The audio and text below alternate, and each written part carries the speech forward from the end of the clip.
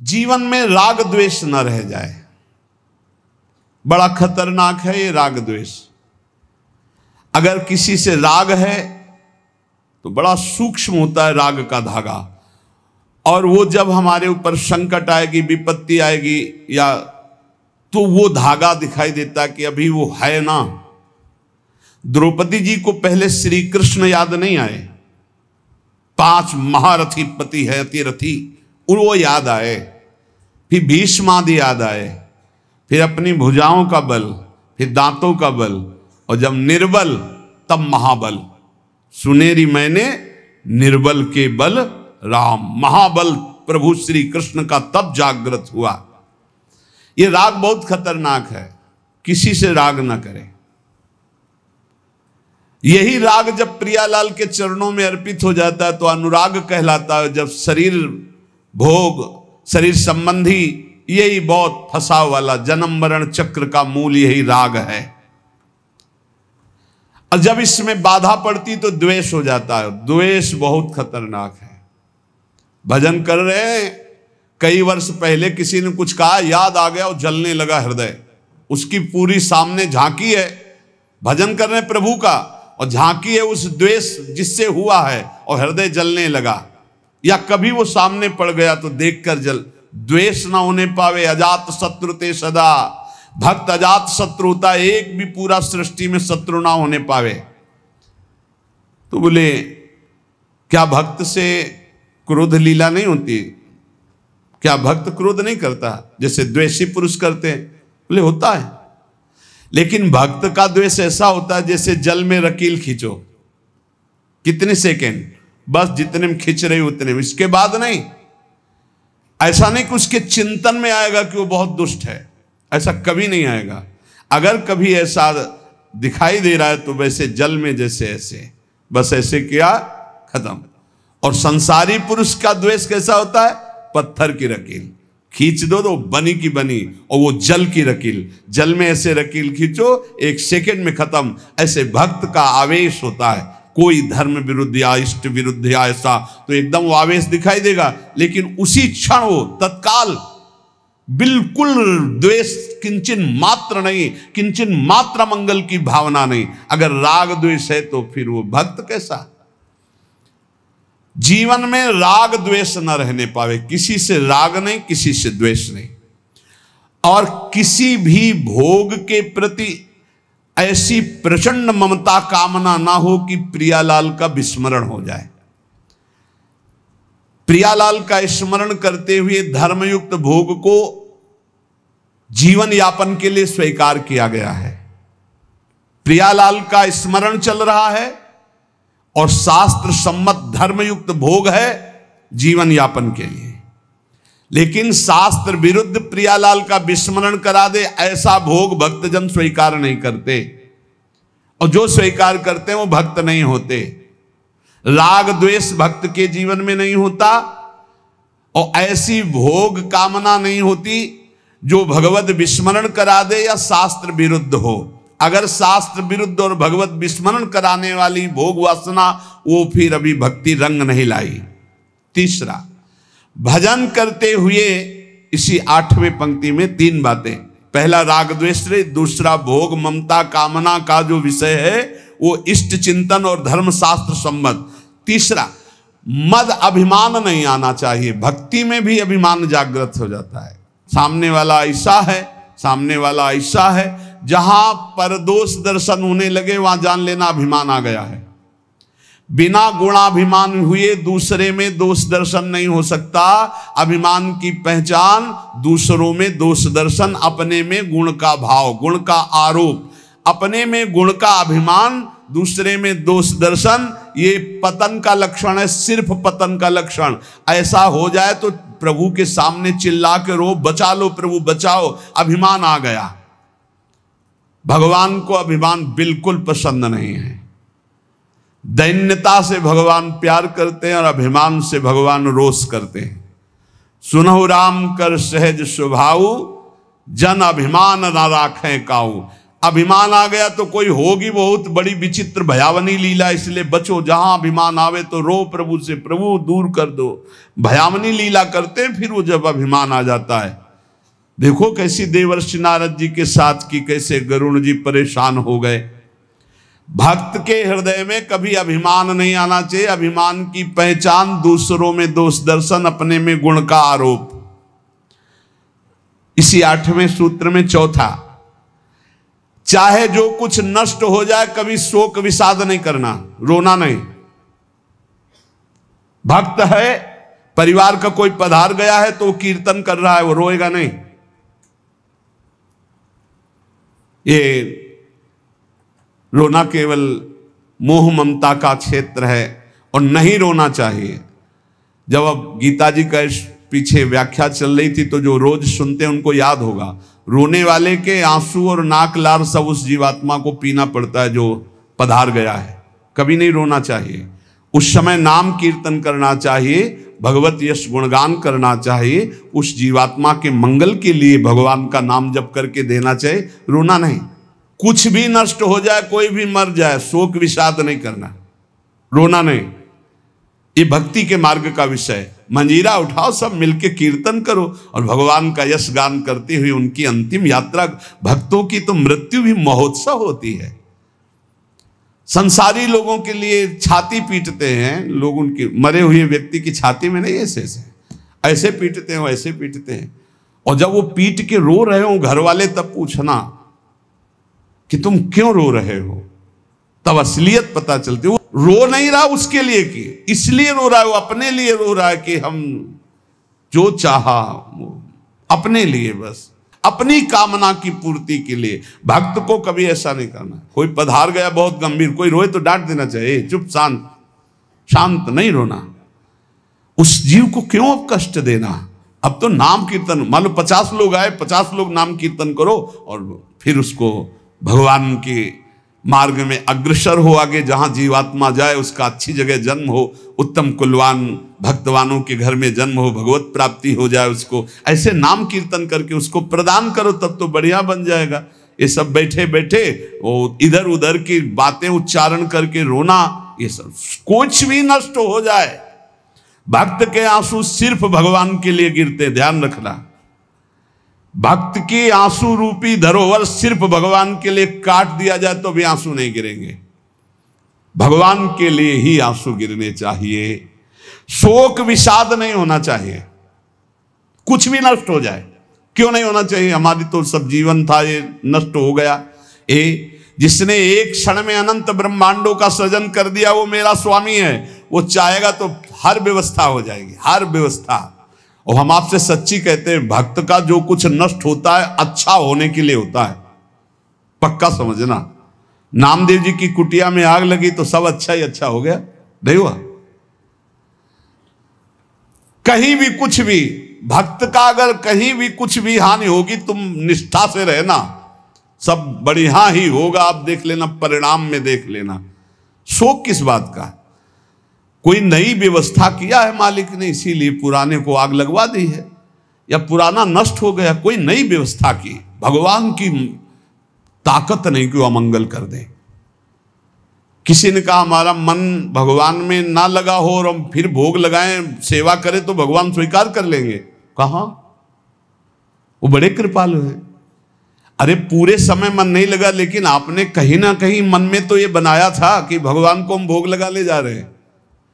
इतनी भी ना तो श्रद्धा थी पाई भर, ना कोई भगवान से अपनापन था। स्तनों में जहर लगाया था भगवान को मारने के लिए, और भगवान ने फल दिया यशोदा मैया को जो मिलता है। ऐसे तो हमारे कृपालु भगवान है। तुम दूध का भोग लगाने सही में जा रहे हो, अब मन लगे चाहे न लगे तुम्हें फल तो मिलेगा ही। ये संशय मत करो, हमारे भगवान पर बड़े कृपालु हैं। शोक विषाद का विषय भक्त का नहीं होता। किसी के मर जाने पर, या किसी के नष्ट हो जाने पर, या किसी के छूट जाने पर। अमुक ने हमको छोड़ दिया, बड़ी कृपा की, क्यों। अब हमारा सहयोगी मित्र कौन होगा, भगवान। पक्का समझो, अगर हम किसी से अपनापन करते हैं तो सिर्फ भगवान के भाव से करते हैं। मेरे प्रभु, आप इस हृदय मंदिर में बैठे, इसलिए मैं आप बस, और कोई संबंध नहीं, केवल एकमात्र प्रभु ही वही है। उसी रूप कितने हैं लेकिन स्वरूप एक ही है, सब में वही हमारे युगल सरकार विराजमान है। और इसमें पांचवी बात, 8वें सूत्र में पांचवी बात, कभी भय और संदेह न करना, कभी भय न करना, किसी की किसी भी तरह से प्रतिकूलता देने पर डरो मत, तुम्हारे रक्षक भगवान हैं। बोले हमारी तो प्रिया जो है नील कमल हाथ में लिए हुए हैं, अब ना तो तलवार है न गदा है, कैसे रक्षा करेंगे? तो जो ये सब बड़े बड़े दिव्यास्त्र हैं, जो जानने वाले हैं, तो 19 चरण चिन्ह प्रिया और लाल 19 चरण चिन्ह है। ये चरण चिन्ह अपने भक्त जनों की रक्षा के लिए, इन्हीं में सुदर्शन चक्र, इन्हीं में कौमोदकी गदा, इन्हीं में सब कुछ विराजमान है। भक्त की रक्षा के लिए प्यारी जो की चरण चिन्ह बलवान। वृंदावन दास चाचा जी ने बड़ी महिमा चरण चिन्हों की वर्णन की, कभी अवसर आएगा तो सुनाएंगे। हमें भय नहीं करना और हमें संदेह नहीं करना, पता नहीं भगवान ऐसा करे कि ना करे, पता नहीं प्रिया जो आगे ऐसा संभाले कि ना संभाले, भजन तो करते हैं, पता नहीं भगवत प्राप्ति होगी कि नहीं। अरे इधर भोग भी नहीं भोग रहे हो, इधर भजन भी कर रहे हो, प्रियालाल मिले कि ना मिले, पता नहीं ये भजन सही है कि नहीं सही, इस मंत्र से काम होगा कि नहीं होगा, ये जो नाम कह रहे हैं राधा नाम, इस नाम से होगा कि नहीं होगा। संदेह न करे, संशय न करे। देखो राधा नाम तो वृंदावन में व्याप्त है और हमारे रस ग्रंथों में व्याप्त है। संदेह शब्द नहीं होना चाहिए उपासना में। जो गुरु ने उपासना दी उसमें संदेह नहीं होना चाहिए। और पांचवा, इस 8वें सूत्र में पांचवा, असूया, दूसरों के गुणों में दोष देखना, चुगली करना और ईर्ष्या, इनसे बहुत दूर रहना चाहिए उपासक को। ईर्ष्या बहुत बुरी है। कंचन तजना सहज है, सहज तिया का नेह, मान बड़ाई ईर्ष्या दुर्लभ तजनाए। ईर्ष्या बहुत बुरी है,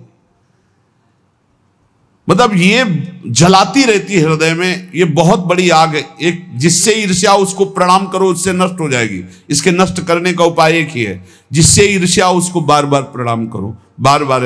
और वो तुम्हें कितना भी कड़ुआ बोले, तुम बुरा मत मानना, तो तुम्हारी ईर्ष्या नष्ट हो जाएगी। नहीं, ईर्ष्या बेमतलब जलाती रहती है। और किसी के गुणों में दोष ना देखे, किसी की चुगली ना करे। सुनो, ऐसे से कुछ लोगों का स्वभाव होता है, उनका भोजन ही नहीं पचेगा जब तक 2-4 की बुराई नहीं कर लेंगे। सुना तुमने? ऐसे नहीं, हमने तो नहीं। अरे मतलब ऐसे गूढ़ विषय की चर्चा मानो ब्रह्म साक्षात्कार करा देंगे। ऐसे लोगों से बचना चाहिए जो दूसरों की निंदा चुगली करते हैं। निंदा चुगली करने वालों को ऐसा लगता है जैसे चक्रवर्ती सम्राट पद में बैठाल दिए जाएंगे, जब 2-4 उनको मिल जाए सुनने वाले। फिर जैसे कोई भगवत प्रेमी महात्मा खूब सरस भगवान की चर्चा करे, ऐसे ये द्वेषी जन होते हैं। ये निंदा बहुत संभाल संभाल करके, कहीं भी चूक ना होने पावे, पूरी निंदा। तो ऐसे लोगों से बचे। चुगली करना, दूसरे के गुणों में दोष देखना और ईर्ष्या करना। भगवदानंद का जो तारतम्य वर्णन करते हैं शास्त्र हमारे, पहली बात तो ये कहते हैं कि कोई भी कुछ भी करता है तो अपने सुख के लिए करता है। हमें सुख प्राप्त हो इसलिए, वो किसी और के लिए नहीं करता। नावा अरे पत्यु कामाय पति प्रियो भवति, आत्मनस्तु कामाय पति प्रियो भवति। नावा अरे जायायै कामाय जाया प्रिया भवति, आत्मनस्तु कामाय जाया प्रिया भवति।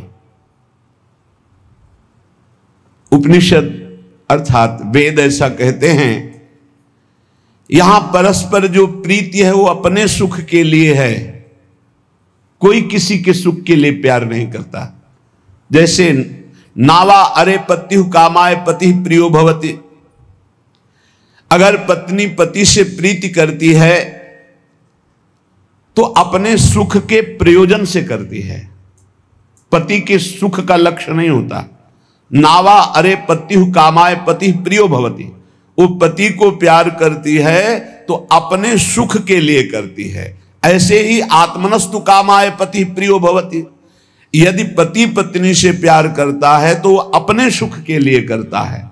जहां अपने सुख में बाधा हुई वहां कोई प्यार दिखाई नहीं देगा। अपने सुख के लिए ही सब जीव प्यार करते हैं, सब क्रियाएं करते हैं, सब विचर रहे हैं केवल अपने सुख के लिए। नावा अरे जायाई कामाय जाया प्रिया भवति, आत्मनस्तु कामाय जाया प्रिया भवति। इसी तरह से जो पुत्र वित्त जो भी सुख है वो अपने सुख के लिए है। हमें सुख मिलता है इसलिए हमें पुत्र प्रिय है, पुत्री प्रिय है, धन प्रिय है, मकान प्रिय है, हमें सुख मिलता है। जिस दिन हमें सुख मिलना बंद हो गया हमारा प्यार कहीं नहीं रह जाएगा। अब ये सुख का तारतम्य देखना है कि वास्तविक क्या इनमें सुख है। देखो यहां कह रहे हैं नावा अरे पत्यु कामाय पति प्रियो भवति, पति प्रिय नहीं है, पति से कामना की पूर्ति होती इसलिए प्रिय है। ऐसे कितने उदाहरण हैं, पुत्र के लिए, पत्नी के लिए, माता पिता के लिए, अलग अलग संबंधों में। हमारा शास्त्र कहता है हम केवल सुख से प्यार करते हैं, सुख से, अपने सुख से। अगर हमको दुख का संबंध दिखाई देने लगे तो सब संबंध छोड़ दें, और सुख है नहीं, केवल सुख की छाया में फंसा करके ये माया हमें बांधे हुए है। जिसे तुम सुख समझते हो ये सुख नहीं, सुख की छाया है, समझ पड़ती नहीं, ये गिरधर की माया है। जैसे किसी व्यक्ति की छाया को पकड़ने चलो कभी पकड़ में नहीं आएगा क्योंकि वो व्यक्ति की छाया है। तो ये सुख की छाया सी दिखाई देती मृत्यु लोक में या ब्रह्मा के द्वारा रचे हुए अन्य लोकों में। सुख तो सुख सिंधु भगवान के नाम रूप लीला धाम में है। इस सुख का तारतम्य वर्णन करते हुए कहते हैं कि सबसे बड़ा सुख जो आनंद सिंधु सुख राशि, सीकर तय त्रैलोक सुपासी। सीकर कहते हैं एक बूंद जैसे ऐसे मारो उसमें जो छोटे कण निकलते हैं उसे सीकर कहते हैं। आनंद समुद्र भगवान के एक बिंदु के, एक सीकर के सुख से पूरा त्रिभुवन सुपास, पूरा त्रिभुवन सुखी हो रहा है। जो सुख का आभास भी मिल रहा है वो सच्चिदानंद भगवान है, इसलिए सुख का आभास मिल रहा है। शास्त्र कहता है यदि आनंद की प्राप्ति करनी तो आनंदो ब्रह्मेति व्यजानात् आनंदाद्धेव खल्विमानि भूतानि जायन्ते आनंदेन जातानि जीवन्ति आनंदम प्रयन्त्यभि संविशन्ति। वेद कहता है आनंद से ही हमारी उत्पत्ति हुई है। हम आनंद सिंधु भगवान के अंश हैं, इसलिए सहज सुख राशि, चेतन अमल सहज सुख राशि। आनंद ब्रह्म है, उसी आनंद ब्रह्म से हमारी उत्पत्ति हुई, अर्थात हम उसके अंश हैं। हमारा स्वरूप भी आनंद स्वरूप ही है और आनंद की ही हम खोज कर रहे हैं। आनंद के लिए ही हम कर्म कर रहे हैं, आनंद के लिए ही हमारा जीवन है। पर हम आनंद में प्रविष्ट होना नहीं जाने कि आनंद है कौन सा। हम समझते हैं शरीर में आनंद है, पुरुष शरीर में, स्त्री शरीर में, अमुक धन में, अमुक भोग में, अमुक क्रिया में। आज तक किसी को आनंद नहीं, ग्लानि और पश्चाताप प्राप्त हुआ। आनंदम ब्रह्मणो विद्वान न बिभेति कुतश्चन आनंदो ब्रह्मेति वजानात्। जो परमात्मा है, योगी जन जिसे परमात्मा कहते, ज्ञानी जन जिसे ब्रह्म कहते हैं, भक्त जन जिन्हें भगवान कहते हैं, प्रेमी जन जिन्हें लाडले कहते हैं, वो आनंद स्वरूप हैं, वो सुख समुद्र हैं। भयग्रस्त प्राणी जब तक इनकी शरण में नहीं आएगा तब तक कुछ भी कर ले वो आनंद को प्राप्त नहीं हो सकता। हमारा सब जगने से लेकर सोने तक और बाल्यावस्था से लेकर के वृद्धावस्था तक और जन्मने से लेकर मरने तक एक ही चेष्टा है कि मुझे आनंद मिल जाए, क्योंकि हम आनंद के अंश है, आनंद की खोज कर रहे हैं। यदि तत् सुकृतम रसो वैशः रसम हृवायम लब्ध्वानंदी भवतु। वो परमात्मा स्वयं रूप तत्व रूप है, पूर्ण रस स्वरूप है, और जो इस रस स्वरूप परमात्मा को जान लेता है वो ब्रह्मानंद में डूब जाता है, वो आनंदमय हो जाता है। हम आनंद की खोज कर रहे हैं भोगों में, वो वेद शास्त्र पुराण ऋषि मुनि क्या कह रहे हैं कि आनंद स्वरूप परमात्मा है, और जो उस परमात्मा रस स्वरूप परमात्मा का अनुभव कर लेता है, जान लेता है, वही आनंद को प्राप्त होता है।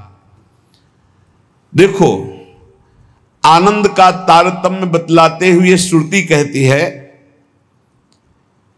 इस मृत्यु लोक में युवावस्था हो, जवान शरीर हो, श्रेष्ठ आचरण हो, वैदिक सिद्धांतों को जानने वाला हो, अपने इंद्रियों के शासन में कुशल हो, सफल कर्मण्यता हो, शरीर में कोई रोग न हो, बड़ा सुंदर हो, बलवान हो, खूब सुदृढ़ शरीर हो, धन संपत्ति हो, मनमानी भोगानंद प्राप्त करने के लिए सुंदर हर वस्तु उसके पास हो, सुंदर स्त्री, वैभव, हर सब कुछ। इसे कहते हैं एक मानुषानंद, मृत्यु लोक का। सुनते जाना, इसे कहते हैं मानुषानंद। और जब कोई उत्तम कर्म करता है, शुभ कर्म करता है, तो उत्तम कर्म करके वो गंधर्व योनि को प्राप्त होता है, उसको मनुष्य गंधर्व कहते हैं। इस मनुष्य गंधर्व को मानुषानंद से 100 गुना बढ़कर आनंद प्राप्त होता है। मानुषानंद समझा? वैदिक सिद्धांत को जानने वाला, युवावस्था, सुंदर शरीर, रोग रहित और अपार धन संपत्ति, सुंदरियां, सब सुख मृत्यु लोक का। कोई सुख ऐसा नहीं कि इसके पास ना हो, उसे कहते हैं मानुषानंद। उस मानुषानंद से उत्तम कर्म करके जो गंधर्व योनि को प्राप्त हुआ, उसे मनुष्य गंधर्व कहते हैं। उस मानुष गंधर्व को मानुषानंद से 100 गुना बढ़कर सुख मिलता है, मानुष गंधर्व को। और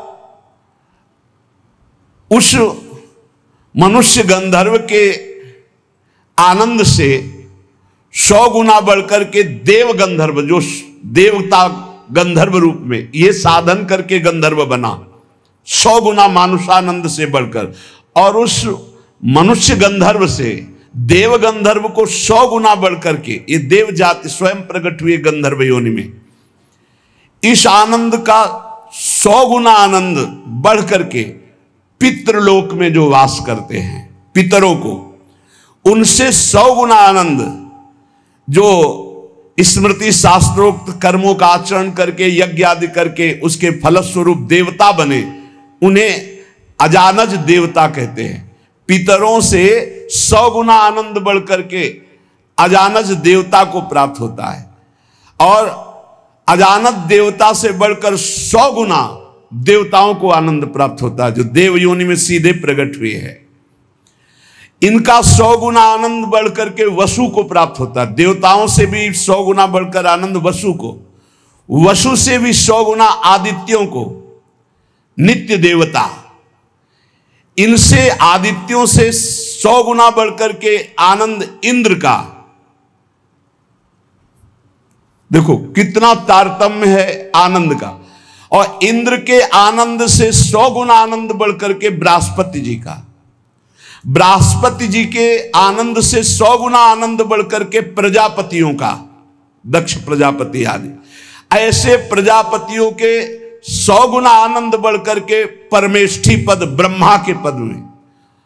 और जिनको ब्रह्मलोक तक कहीं आसक्ति नहीं है, ऐसे जो ब्रह्मनिष्ठ श्रोत्रीय महापुरुष हैं, उनके उस अखंडानंद का तो वर्णन ही नहीं किया जा सकता, जिसे मोक्ष सुख कहते हैं। इस प्रकार सर्वोपरि हुआ ब्रह्मानंद, जो ब्रह्म सुख परमेष्ठी पद है, उससे भी कई गुना बढ़कर के ब्रह्मानंद है। सर्वोपरि आया ब्रह्मानंद। अब कह रहे हैं, ध्यान से सुनना, ब्रह्मानंदो भवेद देशो चेत परार्ध गुणी कृतः नैति भक्त सुखाम बोधई परमाणु तुलामपि। परार्ध कहते हैं एक के ऊपर 17 शून्य लगावे, एक लिखे और 17 शून्य लगावे तो जो संख्या बनती है उसे परार्ध कहते हैं। अगर ब्रह्मानंद में 1 और 17 शून्य लिख करके गुणा किया जाए, मानुषानंद से 100 गुना 100 गुना 100 गुना 100 गुना ऐसे बढ़ते आए तो सबसे बड़ा सुख हुआ परमेष्ठी पद ब्रह्मा का, और ब्रह्मा से अनंत गुना बढ़कर सुख हुआ ब्रह्मानंद, मोक्ष सुख। और उसमें परार्ध गुणीकृतः 1 लिख करके 17 शून्य लगा करके ब्रह्मानंद में गुणा किया जाए तो प्रिया प्रीतम के प्रेम रस के आगे वो कुछ नहीं है। कह रहे हैं परमाणु तुला में, परमाणु बहुत छोटी वस्तु होती, प्रिया प्रीतम के प्रेम भक्ति के आगे जो सुख मिलता है उस सुख के आगे ब्रह्मानंद में 1 लिखकर 17 शून्य लगाकर परार्ध का गुणा किया जाए तो जो संख्या आएगी वो प्रेम रस के आगे कुछ नहीं, परमाणु के समान भी नहीं। इतना अपार सुख प्रिया प्रीतम के प्रेम में है। हम प्रिया प्रीतम के प्रेम के उपासक मानुषानंद में ही फेल हो रहे हैं। गंधर्वानंद, अजानज देवता, फिर देवता वसु आदित्य, फिर देवराज इंद्र, बृहस्पति, प्रजापति, ब्रह्मा का सुख, और फिर ब्रह्मानंद, और फिर ब्रह्मानंद से भी परार्ध गुणीकृतः ये प्रिया प्रीतम का प्रेम वो परमाणु तुल्य भी नहीं है। ऐसे प्रिया प्रीतम के भजन के लिए, प्रेम के लिए हम मानुष सुख में अपना भजन छोड़ देते हैं। हमारी क्या स्थिति है? इसलिए उपासक को चाहिए कि अखिल विकार शून्या नित्यानंदमयी, भोग त्याग समर्पितात्मा, अचिंत्यानंद दिव्य परमानंद स्वरूपा प्रीति पराकाष्ठा, स्वसुखानुसंधान कल्पना लेस शून्या,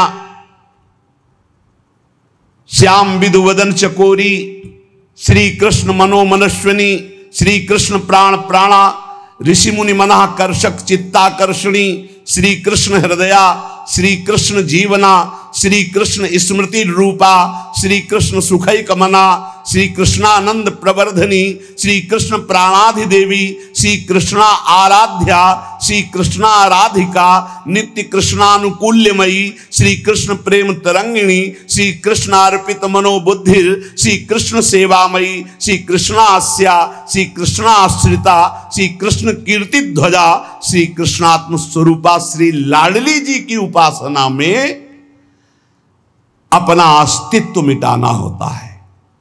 जिसे ब्रह्मानंद की भी चाह का त्याग हो जाता है वो प्रिया प्रेम को प्राप्त होता है।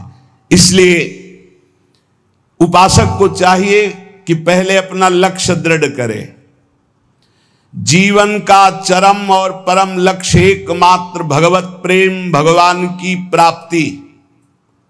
ध्यान दीजिए, प्रियालाल की उपासना में सबसे पहले उपासक को दृढ़ निश्चय करना है, आशा बंधा, दृढ़ आशा, इसी जन्म में मुझे प्रियालाल का प्रेम प्राप्त होगा, इसी जन्म में हम प्रियालाल को प्राप्त होंगे, पक्का। बुद्धि केवल प्रियालाल के विषय में ही विचार करे। जीवन भर हमारा एक ही कार्य है साधना का, मय्येव मन आधत्स्व मयि बुद्धि निवेश है। प्रियालाल में मन लगाना है, प्रियालाल में बुद्धि लगानी। बुद्धि का काम है निश्चय करना, मन का काम है संकल्प विकल्प करना।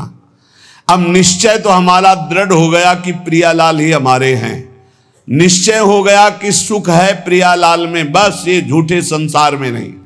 अब संकल्प विकल्प करने वाले मन को रोक के प्रियालाल के नाम में, रूप में, लीला में, धाम में लगाना है। श्री भगवत ऋषि जी महाराज कह रहे हैं, हम शिष्य श्यामा श्याम के गुरु, हम श्यामा श्याम। बड़ी ऊंची स्थिति की बात कह रहे हैं। ये तभी होती जब हमारा मन और बुद्धि का निश्चय केवल श्यामा श्याम में है। देखो, ये गुरु शिष्य का संबंध प्रियालाल से संबंध दृढ़ होने के लिए है। वही श्यामा श्याम अपने स्वरूप का प्रकाश करने के लिए, प्रेम का प्रकाश करने के लिए, मार्ग का ज्ञान कराने के लिए गुरु रूप में विराजमान होते हैं, और कोई दूसरा नहीं। गुरु गोविंद न भेद कराए। लेकिन यह बाहरी व्यवहार का क्षेत्र नहीं गुरु शिष्य का, ये शुद्ध परमार्थ का संबंध है। इसमें लौकिकता की गंध भी नहीं है। इसीलिए कह रहे हैं, हम शिष्य श्यामा श्याम के, गुरु हम श्यामा श्याम। ओत प्रोत अर्पण कियो, निज मन तन धन धाम। निज मन तन धन धाम, निरंतर अंतर नाही। निस दिन दुख सुख संग, असुचि सुचि घर बन माही। नश्वर नेह निमित्त देह, नाते सो उपशम। भगवत हमरे प्राण सदा, भगवत के हैं हम। भगवत ऋषि जी कह रहे, हम किसी और के न शिष्य हैं और न किसी के गुरु हैं। हम देहाभिमानी गुरु चेला नहीं हैं।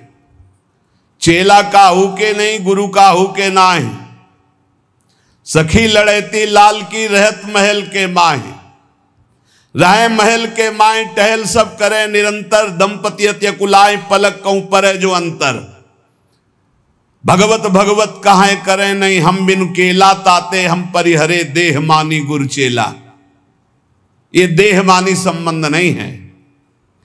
आध्यात्मिक संबंध का आधार है गुरु भाव। ये देह भाव वाला संबंध नहीं कि जैसे भाई बहन और रिश्ते नाते ऐसे गुरु भी बना लिए। ये सिर्फ अध्यात्म का संबंध है। प्रायः देह भाव में ही स्थित होकर के देह भाव को ही गुरु मान लिया जाता है। नहीं, ये देह भाव का नाश करने के लिए संबंध है गुरु शिष्य का। देह भाव को पुष्ट करने के लिए नहीं, नष्ट करने के लिए है। अपने देह की उपेक्षा करके गुरु को सच्चिदानंद के स्वरूप में स्वीकार करना परमार्थ का स्वरूप है। गुरुर् ब्रह्मा गुरुर् विष्णु गुरुर्देव महेश्वरा, गुरु साक्षात परब्रह्म तस्मै श्री गुरुवे नमः। तो गुरु का देह मंदिर है, उसके अंदर बैठा हुआ जो परमात्म तत्व वही गुरुदेव है। वही परमात्म तत्व कौन है? श्यामा श्याम।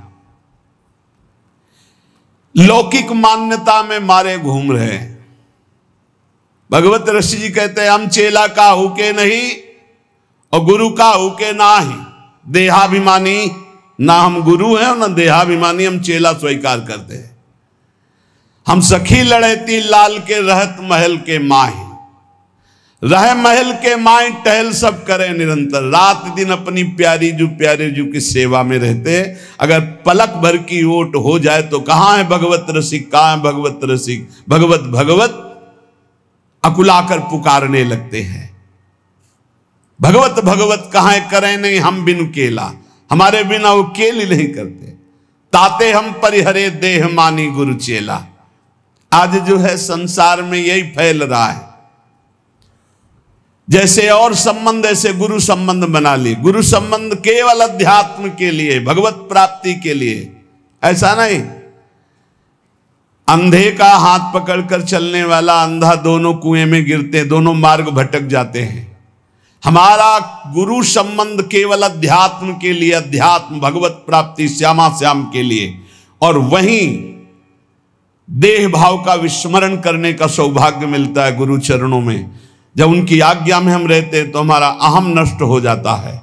पर किनकी आज्ञा में? जो देह मानी नहीं, जो स्वरूप बोध प्राप्त है, जो शब्द ब्रह्म पार ब्रह्म के अनुभूत महापुरुष हैं, जो प्रियालाल के अनुरागी जन हैं, वो प्रियालाल और उनमें किंचन मात्र भेद नहीं है। इसीलिए हम शिष्य श्यामा श्याम के और गुरु हम श्यामा श्याम। कितनी ऊंची स्थिति। भगवत रसिक जी कह रहे हैं, हम शिष्य हैं श्यामा कुंज बिहारी के और हम गुरु भी हैं श्यामा श्याम के। ये श्यामा श्याम के गुरु हैं।